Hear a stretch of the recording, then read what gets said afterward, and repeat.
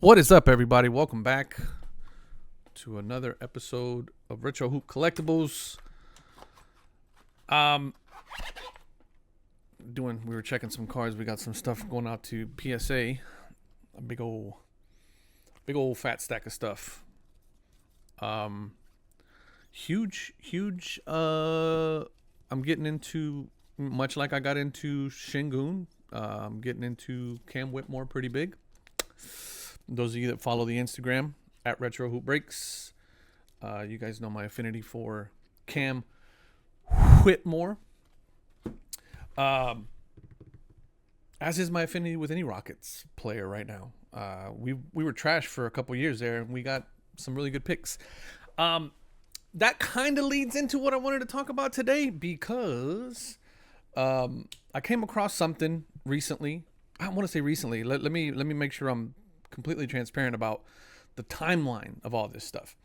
I want to say it was around February or so, February or March, that I came across this. Okay, now, before you get all excited, and I certainly got excited. I was like, wait a second, what? There was a Shingun logo, man? I wasn't aware of this. What is going on? And of course, at initial glance, I saw that it was a PSA graded, looked to be sticker auto, one of one Shingun. I mean, just at first glance, everything looked just completely correct, right? I was like, holy shit, this is awesome. Like, what happened here? Where did this go? And da-da-da. And upon further inspection, things became extremely troubling, right? As I started to really look at this card, right? The first thing that stood out to me was that there was no grade on this. It was just an auto authentic, which is not uncommon for folks to get these patch cards and immediately have them graded, but not given a grade because patch cards, thick cards, typically don't grade very well. So you just want to get it authenticated. Maybe you're doing it just for the encasement of from PSA, the authentication from the additional authentication from PSA, so on and so forth. So that it kind of looked kind of weird for a second, but then I was like, no, okay, this isn't anything too crazy. All right, cool. We're this is a PSA. Somebody maybe just sent it, and then I looked at it even further. It said one of one.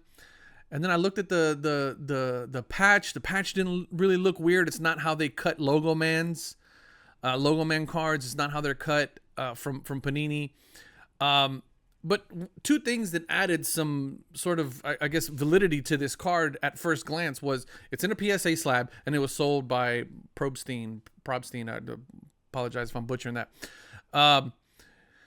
And what threw me off, and you can't see it in this screenshot because I just screenshotted it really quick and I didn't really pay much attention. It was a card sold for around I think, if I'm not mistaken, and you guys, if y'all have a way to go back and look at this and find it, please let me know.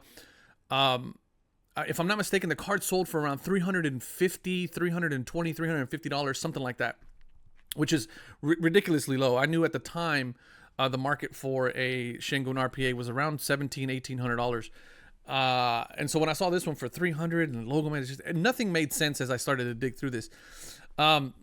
But even upon further inspection, as I'm looking at this, I'm like, okay, this is no different than maybe somebody going and grabbing a napkin and getting an autograph from Shingun. But there's so much here that's misleading on this card. And if you're not in the know, you won't know what you're buying essentially.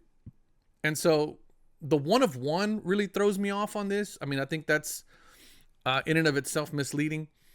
The logo is all misleading. Like this is, yes, they listed it as a signed custom made card, but I have a real problem with this kind of stuff. And so at initial glance, there's a lot of things that I had a problem with, right? Number one, this seemed to be basically just a custom card that was no different than anything else that's out there.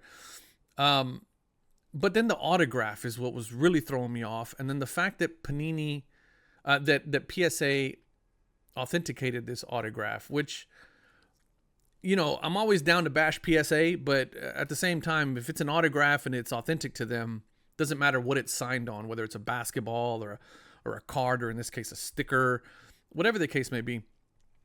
But all this stuff none of it really made sense to me. So we'll zoom in here just on this particular piece here. If you look at the sticker in which this was autographed, it's a Panini sticker, but this is not a Panini card.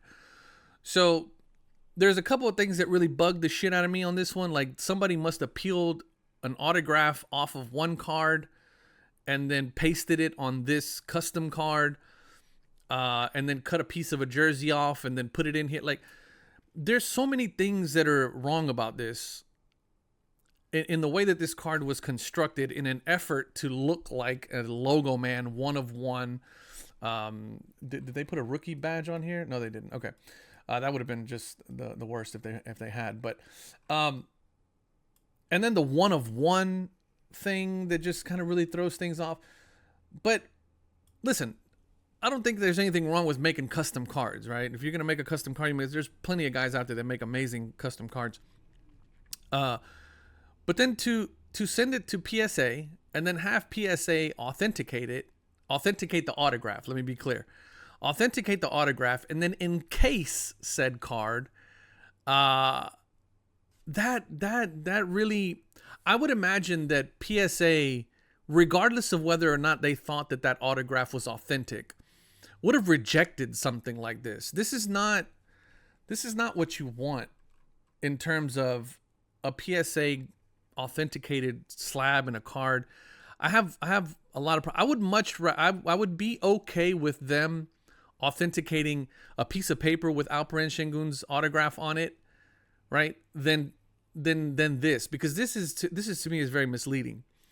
And then the other thing is that it's sold by Probstein. Again, I'm butchering that. I apologize, but that in and of itself kind of lends some validity to it as well.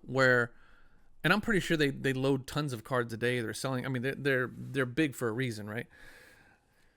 But I didn't like anything about this card in the way that it was presented, right? Because even myself, who I consider myself to be somebody knowledgeable in the space, for half a second was like completely thrown off. I was like, oh shit, this is awesome. How did I miss this? You know what I mean? And I'm just like kind of digging through. But to anybody else who's just maybe getting into things and then you pay, big money. I mean, $300 for this card, in my opinion, is way too much money. Like, you got scammed. Whoever paid $300 plus for this card, and again, correct me if I'm wrong, but I think that's what it went for, got completely scammed. I mean, you got scammed. There's, so much other things that you could have bought for that amount of money that would have been much more legitimate. You could have bought a even better autograph for that amount of money.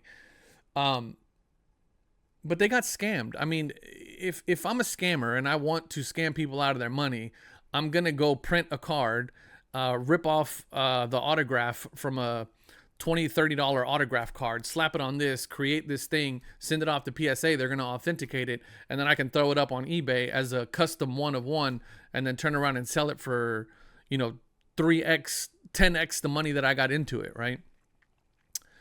I just don't. I think this is very disingenuous. It's very, I don't know, it's very scammy in my opinion. And the fact that PSA authenticated it, which again, I get it, right? They're only authenticating the signature. I understand that. But in my opinion, PSA holds a responsibility, right? To make sure that, even within the letter of the rules that they have, they don't let stuff like this get out. And then more importantly, Probstein, which is a staple name in the hobby, I feel like it's upon them as well to look at something like this and go, yeah, okay, I get it, but no, we don't want to sell anything like this. This is not right.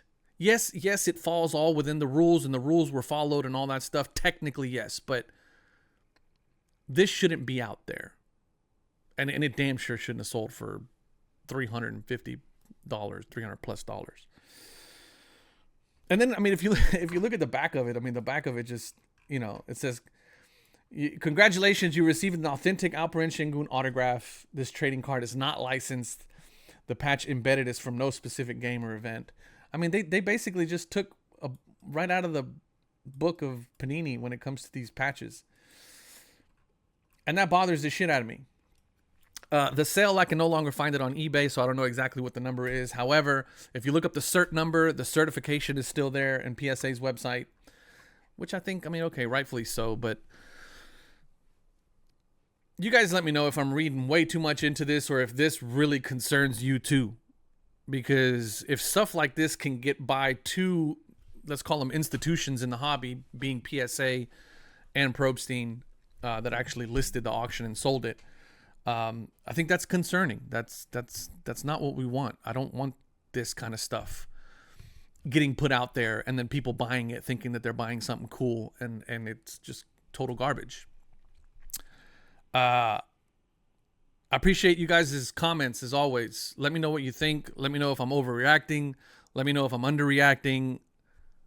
I appreciate all of your comments on this one because this is a bit concerning for me. I don't like this kind of stuff out there. And the fact that it got past PSA and Probstein is even more concerning because I hold both of those institutions to a high regard. I appreciate you guys watching as always. We'll catch you on the next video. Love y'all. Peace.